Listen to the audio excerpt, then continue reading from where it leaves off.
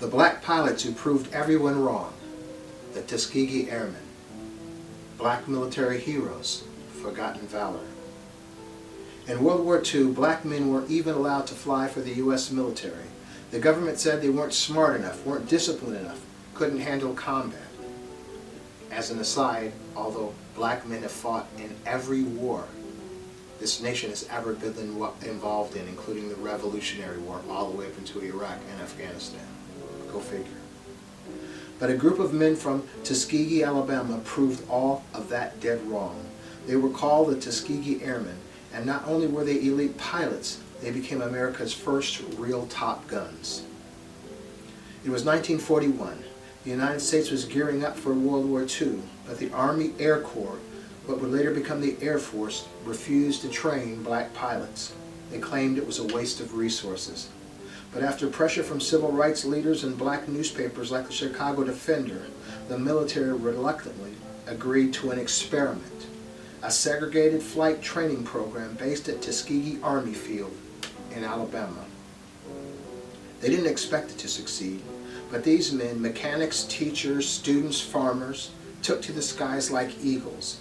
They trained harder, flew smarter, and learned faster than many of their white counterparts. But even after proving they could fly, white commanders still didn't want to give them combat duty. So the Tuskegee Airmen kept training and training. And they got so good, the Army had no choice but to send them to war. When the U.S. needed skilled escort pilots to protect bombers flying deep into enemy territory, they called in the Tuskegee Airmen.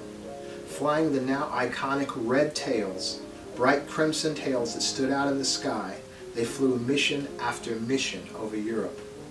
Over 15,000 combat sorties, more than 1,500 enemy missions, and one of the lowest bomber loss records in the entire U.S. Army Air Forces. Some bomber groups would request the red tails by name because they got their men home. They weren't just great, they were exceptional. The first black fighter pilots in American history, and the first true Top Guns. Here's something almost no one knows. In 1949, after the war, a team of Tuskegee Airmen entered a military-wide gunnery competition in Nevada. They went head-to-head against all the elite white pilots, the so-called best of the best, and they won. First place. But guess what happened? The trophy disappeared. They were never recognized. No big celebration, no press. The Air Force buried the victory like it never happened. It wasn't until 55 years later, in 2005, that the truth came out.